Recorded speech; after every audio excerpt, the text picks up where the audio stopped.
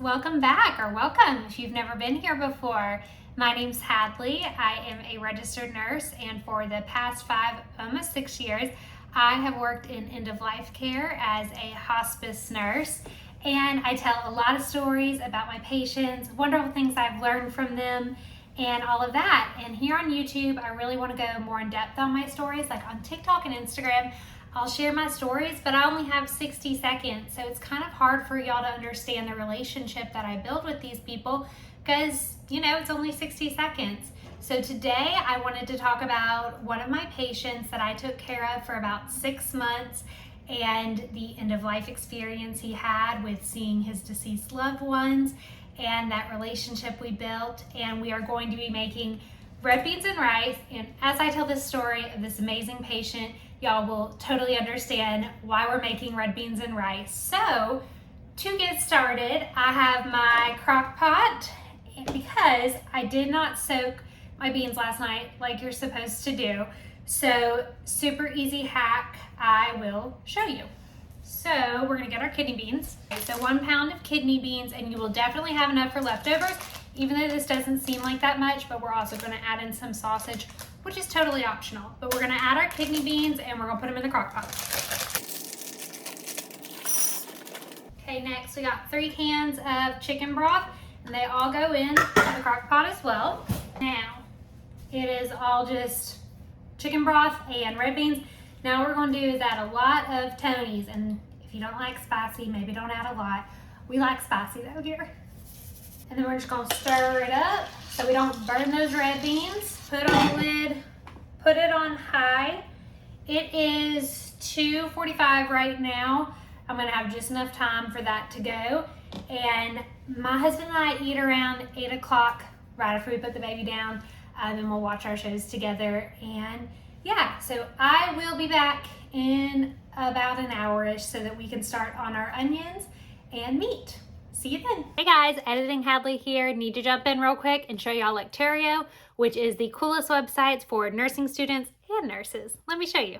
The Lecterio website has tons of different resources available for nursing students and nurses, from videos that you can watch on all different areas of nursing to quizzes. And my favorite part is that you can say how confident you feel in an answer when you're answering these quizzes, and then you can answer it. It'll tell you if it's right or wrong, and then it will immediately give you the video that corresponds if you got it wrong or if you just need a little bit of a refresher. This is perfect when you're studying for the NCLEX, a big test coming up, or if you're like me and you've worked end-of-life care for the last 5 years and now you're pregnant, you can review the maternity modules and know what you're in for. Right now, there's a special introductory price of $14.99 monthly and $99.99 yearly. And you can use my code NurseHadley20 on the 1-month plan as well as on the 1-year plan for nursing. All right. It has been about an hour to an hour and a half. This is what our beans are looking like. And we've got about 3 to 4 hours till dinner time. Now let's cut up some vegetables. We're gonna cut up our vegetables, and we've got half of this onion because it's huge, bell pepper, garlic, celery. And I'm gonna start telling y'all about Mr. William. Now, that is just what I'm gonna call him. I am picking a random name, and then I am not allowed to give physical attributes, really anything that anyone could determine who this patient is I'm talking about. So what I do whenever I'm doing any story about anyone, just so that y'all can kind of picture someone in your mind, I think it just makes the story better. I find like an actor or a TV character whose personality is a lot like this person, and I use them whenever I am describing them. So if you hear me describing, I'm not breaking HIPAA, I promise. So let's get going on our story. So I cared for Mr. William for about 6 months. He was living in what I would consider to be like a middle class home, just like a little bitty brick home. And his wife was his primary caregiver. He had heart disease, and at that point it was so hard for him to even walk, really to do anything. By the time I met him, he would just get so out of breath, have to sit down. So when I met him, he was mainly in bed pretty much the whole time that I saw him. And I would not say that he was very happy that I was there, but that's pretty normal whenever I meet people. Like, it's kind of like you're the angel of death, you know, yeah, that's kind of how hospice nurses are looked at sometimes. And, you know, it's kind of true, and that's kind of the unfortunate thing. Not that I harm people, but that it means that the end is near whenever I'm there. Hospice means that you have 6 months or less, and that's not always, I'm not always a welcome sign for people. It's almost like I'm like a physical representation that they're going to pass. So I would say he was like that. He wasn't very happy that I was there. So, you know, we met and I was myself and tried to be very cheerful. And I remember it was very, very hot. I'm here near New Orleans, and the summers here are brutal and they're super humid. So I remember whenever I met him, it was like dying outside, and then his wife would not turn on the AC. She told me, she was like, I know it's hot here. I'm sorry, I'm not turning on the AC. It costs too much money. And I was like, okay. So I'd be up in there like sweating. So that's what I remember from meeting him. And so, you know, I met him and I assessed him. And, you know, the first couple of visits were pretty normal. What I do whenever I get into a home is I usually talk to the caregiver first, which is his wife. Ask if there's been any changes, if they need any medications reordered. Then I'll go and I'll talk to the patient, see if they're having any pain, any symptoms that we need to call the doctor about. And then I'll do what's called a head-to-toe assessment. So starting at the head, I will just assess everything and make sure that he doesn't have any like wounds that I need to take care of. Just really anything that's wrong. And I start at the top and go all the way down to the toes and just assess everything. And then I have to chart all of that. And while I'm doing that, I'm talking to my patients. So that's kind of how I get to know my patients so well, because I will be going in their home usually a couple times a week for 6 months-ish, sometimes less, sometimes more. And for him, it was just about 6 months. So, you know, you sit there and you talk to him, and I'm there about 30 to 45 minutes each time, and you get to know him. If I could describe him and his wife, they'd be like your typical like Southern grandparents, like Creole, just like good people, very down to earth. They were wonderful. So about a month in, which is just the normal visits where you're just talking and kind of getting to know, I walked in one day and there was red beans and rice on the stove, and I asked my patient, I just said, you know, what is that cooking? It smells so good. And he said, oh, it's red beans and rice. I was a chef for many, many years, which if you're a chef near New Orleans, like, you have to be good or you wouldn't have a career. So I was like, immediately, I was like, okay, wait. I tried to make red beans and rice for my husband the other night, and my husband was very nice about it. They were horrible. Like, I'm telling you, they were so horrible. So he was like, take me through your process. Like, tell me what you do to make these red beans. So I start going through, I start telling him, and, you know, a few minutes into telling him, he was like, well, how long did you soak your red beans for? Which is what I'm doing right now in the crock pot. And I was like, I didn't soak them. Like, my instructions didn't say that. And he was like, what? He's like, so you just like cooked everything together for how long? I was like, I don't know, like 30 minutes. And he was like, well, there's your problem, dear. You were like eating like hard red beans. So I was like, oh, he was like, you know, people tell me all the time that they're keeping me in their prayers. I'm keeping your poor husband in my prayers. So I thought that was just the funniest thing ever. So he told me that I need to soak my red beans for a while, and usually you do it overnight. I always forget that, so I do this method instead in the crock pot. And then the other trick that he told me, I will tell y'all in a second when I get to it, and it makes the red beans so good. So that is kind of how we got to talking a little bit more personal, kind of getting to know him. And I love it so much. I've always thought it was so funny. They kind of called me out like that, and he taught me a lot of cooking tips, and miss him a lot, of course. So one of the first things that I ask my patients is, what are your goals? Like, what do you want? And sometimes people have like really big goals, like I want to go to the beach one last time, and we're not near the beach, so you know, like a big trip. Other times they're smaller. So Mr. Williams' request was to be able to go see his granddaughter's soccer game one more time. So since he's basically bedbound at this point, can't really get up, I had to figure out a way to get him a portable oxygen machine. So contact with my company, they're very expensive, so we have to get them approved on a case-by-case basis. So I went through my company, went through the doctor, we got everything approved for him to get this portable oxygen machine, and he made it to his granddaughter's soccer game, and she was just so excited, and just the look on his face whenever he was telling me about it just absolutely made my day, that I was able to do something for him, and him getting to do that. It was really amazing, and I just am so grateful that we were able to do that for him. Even though it might seem small to some people, it was really big to him, and I'm really glad that he was able to do it. He was actually able to go to a couple of soccer games once we got that portable oxygen machine. So then he started to get a little bit worse, and he was in bed all the time. He wasn't able to go to the soccer games anymore, which I know is really hard for him. So his granddaughter would start coming over instead. So I moved my visits to the morning because she would always come over after school a couple days a week. So I didn't want to be bothering them during their special time.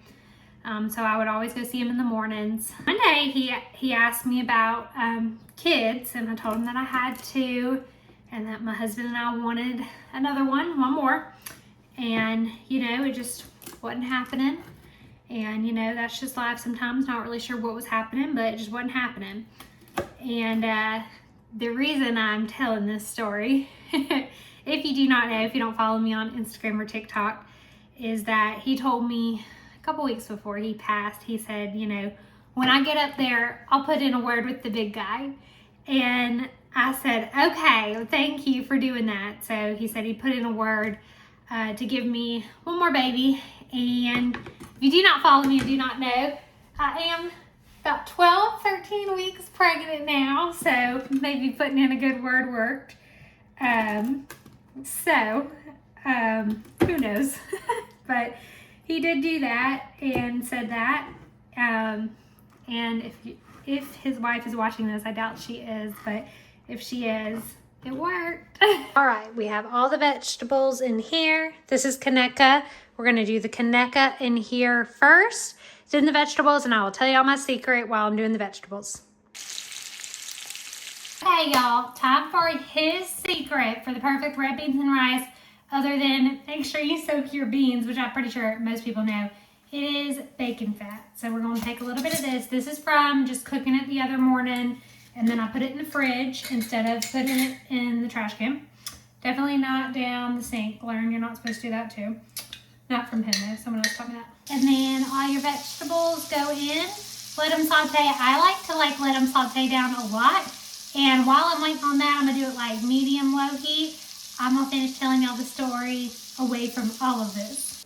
Almost forgot, we're gonna add some seasonings in.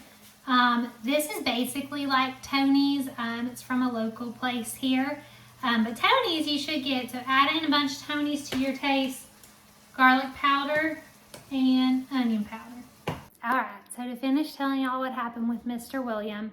So it was about 6 months into me caring for him. It was cold now, but you know, here in the South it doesn't get that cold, but I do remember it was cold. So I remember I was wearing my jacket when I walked in.